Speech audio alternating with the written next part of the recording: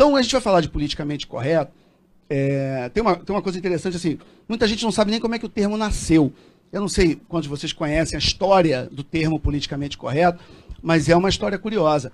O politicamente correto é um termo que nasceu na União Soviética, no auge do comunismo, onde, evidentemente, como vocês sabem, as coisas davam muito errado, né? Os planos econômicos, os planos para a agricultura, evidentemente, como o comunismo não funciona, né?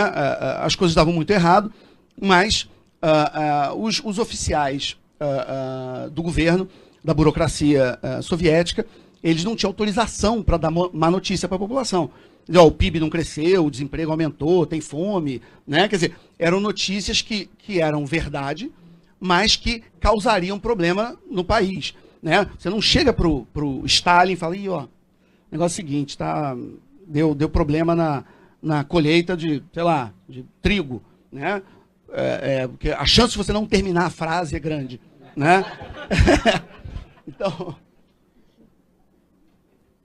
se a gente conhece o Stalin, alguma coisa dele pelos livros de história, você imagina quem conviveu, né? E de perto. Então, sabia onde estava se metendo, né? Por exemplo, um economista muito bom, que foi um cara que criou a teoria das curvas e tal, que até hoje se estuda nas faculdades de economia, era o primeiro ministro da economia do Stalin.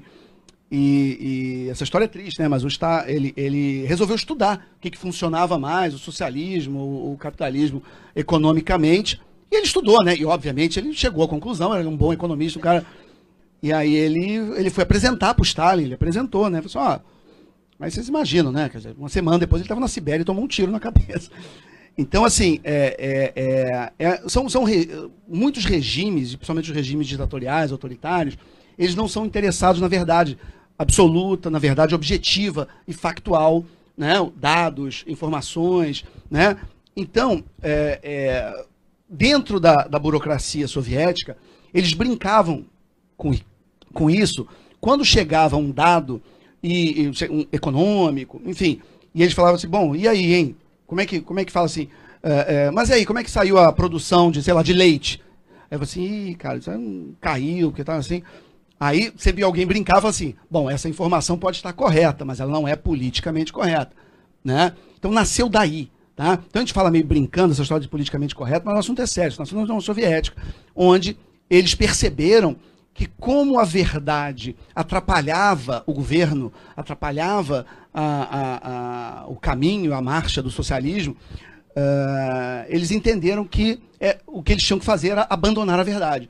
Né? A verdade objetiva dos fatos, ela era uma coisa burguesa, era uma coisa da classe dominante, dos opressores.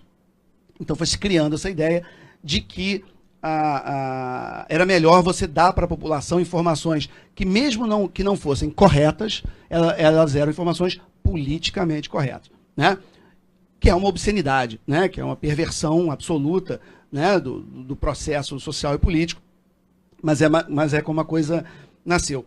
Então você passa, e é daí que começou a se chocar o ovo da serpente do que nós estamos vivendo hoje. Porque o socialismo, lá no tempo do Marx, do Engels, ele era uma teoria econômica, né? Quer dizer, quando ele chega, ele era muito baseado, claro, tinha uma leitura materialista histórica, blá, blá, blá, tinha tudo isso. Mas o Marx, ele achava que ele tinha criado uma teoria econômica, né? E como vocês sabem, muito rapidamente, ficou claro que aquilo ali não funcionava, que era uma grande bobagem, a teoria da mais-valia é um negócio que você desmonta com um peteleco, né? Então, assim, é uma teoria econômica feita por uma pessoa com um conhecimento muito limitado de economia, né? O Marx, ele era basicamente um filósofo, um escritor, poeta, bom frasista, né? Mas ele olhava a economia como um exercício intelectual. Não existe, eu vou falar isso, vocês vão achar que é brincadeira, mas não existe nenhum registro, nenhuma informação que o Marx algum dia tenha pisado numa empresa, ou numa fábrica, ou numa indústria, ou no campo.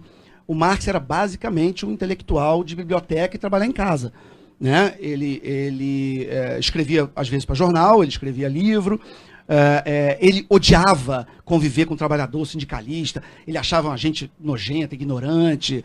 É verdade, não, isso é tudo relatado, não estou inventando nada. Ele só gostava de andar com intelectual, e com poucos também, porque as pessoas não gostavam. 8 pessoas. Aliás, eu estive em Londres, agora, voltei de lá há pouco tempo. Eu tinha uma programação grande de coisa para fazer lá, mas eu queria ter ido no cemitério, no Highgate, eu não conseguia. Eu tinha aquele prazer de fazer a foto, né, mostrando o dedão pro. Mas eram 5 estações de metrô, ia me tirar 2 horas de um dia lá, eu tentei encaixar, não consegui, mas eu tentei, juro, que eu tentei tirar essa foto. Porque o Marx, né, ele queria associar. Oi? Tudo beleza, né? Mas ele, não vale pela foto? Já andei 12 mil quilômetros para chegar lá, né? 3 estações de metrô, vamos embora, né? Mas eu não consegui, pela agenda que eu tinha lá. Mas porque o Marx ele queria comunismo para os outros, mas ele foi morar em Londres, né?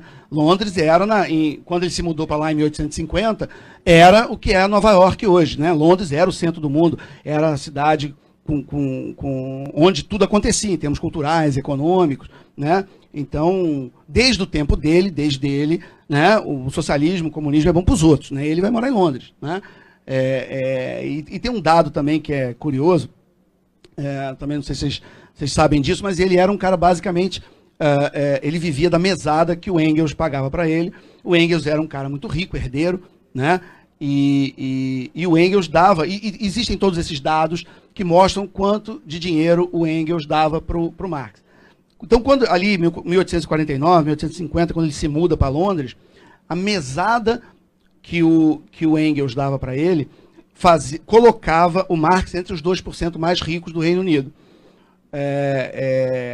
E não que fosse suficiente, porque ele gastava mais. Ele vivia endividado, vivia pedindo mais dinheiro, mas ele ganhava muito dinheiro de mesada, muito. Era uma mesada muito alta, sem trabalhar. Ele casou com uma nobre, né, com uma filha de um barão, ele tinha mordomo com luva, mesmo nas piores épocas financeiras, sem dinheiro, ele queria toda essa, né, esse rapapé em casa, né? Vocês devem saber, teve um filho com a empregada, não assumiu, aquelas coisas, enfim. Aliás, tem uma piada, politicamente incorreto, né? Mas é a piada que eles dizem que esse filho com o empregado foi o único contato mesmo que ele teve com a classe trabalhadora. Enfim. Maldade, né? Que absurdo. Enfim. Então, mas, ok, né? Algum contato ele teve. Ok. Né? Enfim. Mas é verdade, o rapaz não podia entrar na sala, ele tinha que comer na cozinha, era uma coisa meio Marx, né? Enfim. Então, assim, quando você tem, ao longo do século XIX, né, ele tentou, de todas as formas, emplacar o socialismo e o comunismo como uma teoria econômica, mas muito rapidamente, os austríacos, lembra? O Eugênio Bombaverk, vários, já no século XIX, já mostravam, né, as bobagens da teoria marxista. Mas a grande virada vai realmente acontecer quando vem a Primeira Guerra Mundial, né? Porque uma das coisas que o Marx pregava desde o Manifesto Comunista, desde 1848, desde que começou, é que os trabalhadores do mundo inteiro iam se unir, né? Os trabalhadores do mundo inteiro univos, que aliás não é dele. As frases mais famosas que vocês sabem do Marx, ele copiou. Essa, por exemplo, ele copiou se não me engano, do Saint-Just, da Revolução Francesa. Mas eu tenho a lista das frases todas que você lembra, o povo não tem nada a perder a não ser os grilhões, ele pegou de um cara da Revolução Francesa. As frases mais famosas que você lembra dele, quase todas, ele roubou de alguém. Ele criou dessas mais famosas, muito poucas. Mas, quando começa a Primeira Guerra Mundial, essa era talvez a última promessa importante dele que não se cumpriu, né? Quer dizer, os marxistas, eles tinham uma expectativa que o mundo, quando foi a primeira grande guerra, né, em 1914, e os marxistas tinham essa expectativa de que os trabalhadores iam então se unir. Aquele era o grande momento, o mundo em caos, né? E os trabalhadores finalmente iam se unir e derrubar a burguesia. Só que, como vocês sabem, não foi nada disso que aconteceu, né? Para horror e susto dos marxistas da época, né? O Marx já tinha morrido há muito tempo, né? Ele morre em 83, né? 81, 83. Oi? 83, né? 83. 81, acho que nasce o Mises. Bom, enfim. Nós estamos falando de 14, né? Então, uns 30 anos depois. Ele o trabalhador da Alemanha lutou pela Alemanha, o trabalhador da Áustria lutou pela Áustria, o trabalhador da Inglaterra lutou pela Inglaterra, junto com o seu chefe. Então, os marxistas ficaram muito chocados, porque viram que nem isso o Marx acertou, né? Quer dizer, que as pessoas elas lutavam pelos seus próprios países, pelas suas próprias nações. E aí que realmente começa o entendimento mesmo do mainstream dos socialistas, que a batalha deveria ser cultural, né? Elege-se os 3 principais pilares culturais, né, que é família, propriedade e religião, né, a serem atacadas, né, para poder minar essa confiança e esses pilares do Ocidente. E aí o resto da história, vocês sabem, nós temos aí 100 anos de trabalho muito competente, de ataque cultural a essas 3 principais instituições da cultura ocidental: família, patriotismo e religião. Né? E nós vemos elas sendo diligentemente atacadas e de uma maneira sistemática, com muito dinheiro, com muito talento, com muito empenho e com muita regularidade nesses, vamos dizer, 100 anos, e com resultados absolutamente surpreendentes para o lado deles. Né?